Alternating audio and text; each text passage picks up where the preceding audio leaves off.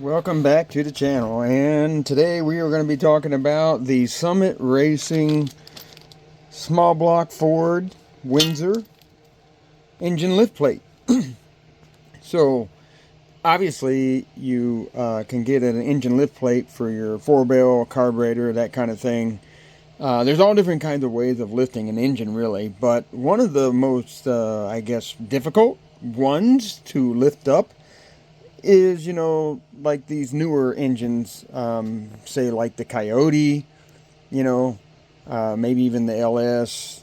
As far as like, you used to be able to, when you had a carburetor pad, you used to be able to just basically put that carburetor pad lift plate on the top, or you could just kind of grab anywhere. Like there was just a pretty good sized bolt that you were able to put in the front, like say left corner, and then go to the back right corner or whatever. I mean, or hang it off the exhaust manifold bolts, that kind of thing.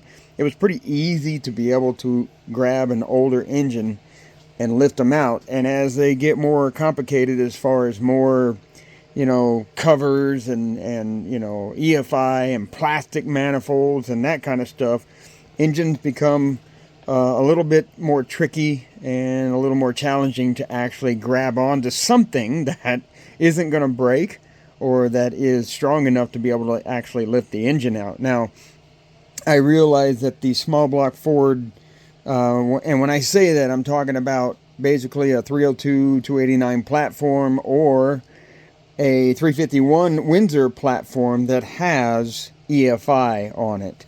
And when I say EFI, according to Summit, it will include factory Ford pieces, Holley System Max, Edelbrock, Trick Flow, pretty much any intake manifold combo, typical of EFI. This thing is supposedly supposed to handle. So what this is, again, is Summit Racing brand, and SME-51590000 is basically the part number. You can see there, FORD EFI engine lift plate. I actually did put this on a lower Edelbrock, and it did line up. You can see here, there's all kinds of squigglies, for just all different kinds of manifolds that you're going to encounter. Whether it be the Ford HO, GT40, Cobra, then moving over to, again, Edelbrock, its entire line as far as the Performer 5.0, the, Performer RPM 2, the Victor Jr., Trick Flow, Track Heat or Track Heat or whatever, that they have, Holley System Max, all of them. This one is supposed to do it. There's no instructions in here, but it is packaged really well. So, and I was actually surprised to find that they actually included the hardware in here.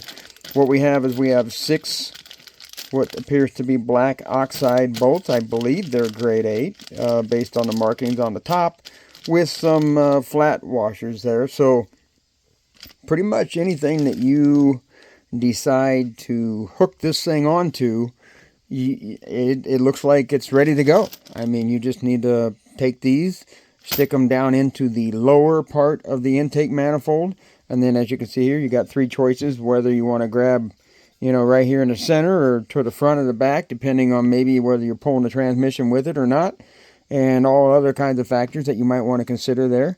It looks like it's painted. I don't think this is powder coated, but it looks like it's painted. And there is a little bit of welding fuzz on here and there. You can see little, just like little splatter here and there, but that's no big deal. This is just a freaking engine plate, right? It is 3/16 plate, what it looks to me.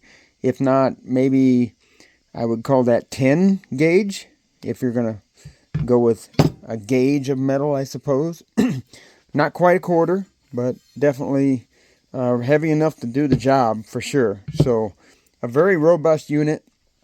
There's nothing on the package to indicate where it's made. However, when you go to the Summit website and you actually find this part number, there is a little sticker or whatever you want to call that, a little icon at the top right or whatever that says made in the USA. So that's, I guess, good news. I mean, at least I like it. 60 some dollars for this thing, almost 70 bucks. A good value in my opinion. I've had, again, I haven't done a lot of stuff as far as newer engines. I did do one LS, kind of messed around with some Coyotes and whatnot, but I've never really pulled one as far as a Coyote or put one in, but I have done a LS. And I do remember that I had to come up with I think I custom fabbed something up to get the LS in and out. But my point is that if you don't want to custom fab something, and if you know you do this quite a bit, which lately I have been doing a lot of EFI FORD stuff, this is definitely the way to go. And again, for the price, you can't beat it. It's made in the United States, comes with hardware, packaged nice. Summit Racing, they're always looking out for us, or at least they seem to be so far. And, it's a fair price. It's a good deal. It really is. And especially given the fact that it's supposed to do pretty much every EFI manifold out there, this is a very, very, very handy unit, considering it's all for less than 70 bucks. So definitely highly recommend it. Go get you one, because it's just going to make your life a whole lot easier, for sure. Because I do remember one time that I actually had an EFI in a pickup, and what I ended up doing was removing the entire manifold, and I actually put on a carburetor manifold that I had off to the side, just one I had laying around, and I put that on there so that I could put my 4-barrel engine lift plate. Now my engine lift plates, 4-barrel ones, they're all made by me. I used to be in a machine shop at the time when I made those. So I've got one for a Quadrajet. I've got one for, I think, a Chrysler setup. Kind of. There was one, it was an RV. That's what it was. It was a recreational vehicle, a Winnebago, what it was, and it had a 440 in it, and I don't remember why, but there was some goofy reason why I couldn't use just your standard lift plate. I had to actually make one for that.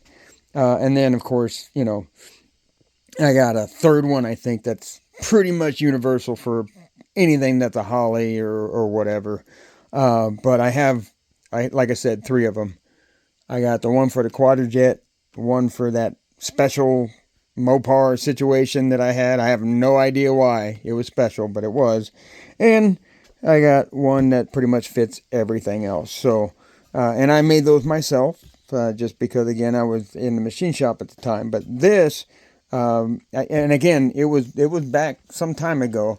I remember I had to pull out a EFI Ford pickup, and I just didn't have something like this. And at the time I was like, well, I got this 4-barrel manifold. Just take the manifold out, put the 4-barrel one on real quick. I think I used like 4 bolts or whatever to tighten it down, or hold it down snug anyway, and then put that 4-barrel one on top, and that's how I lifted it in and out.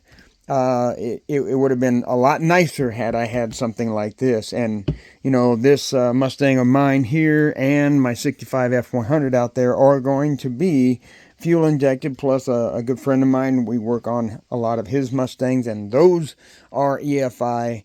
And as a matter of fact, I can't remember exactly how that one went down, but when we had his 91 Fox body, I don't think I was there when he pulled that engine, nor was I there when he put it in. I was there to get it all running and hooking it up and everything, a lot of that, but I don't remember how he got it in and out. I think it was just like grabbing the front corner and the back corner of that engine or something, or the exhaust manifold or exhaust bolts, something like that, if I remember right. But now we no longer have to mess with that, and I already let him know, hey, we got this.